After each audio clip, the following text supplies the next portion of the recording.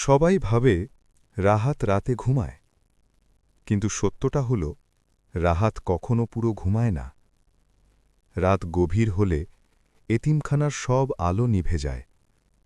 তখন সে ধীরে ধীরে উঠে বসে।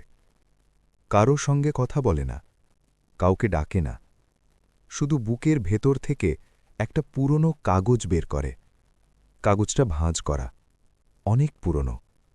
তাতে লেখা আছে কয়েকটা তারিখ।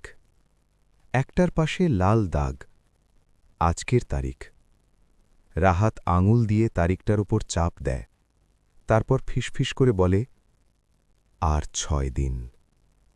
সে জানে এই ৬ দিনের মধ্যেই এমন কিছু ঘটবে যেটা এতিমখানার এই দেয়ালগুলো আগে কখনো দেখেনি। হঠাৎ বাইরে থেকে পায়ের শব্দ শোনা যায়। রাহাত চমকে ওঠে না, বরং শান্ত গলায় বলে, আপনি ঠিক সময়েই এসেছেন।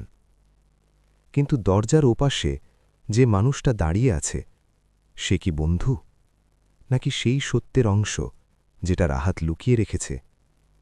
দরজার ওপাশে কে, জানতে চোখ রাখুন পরের পর্বে।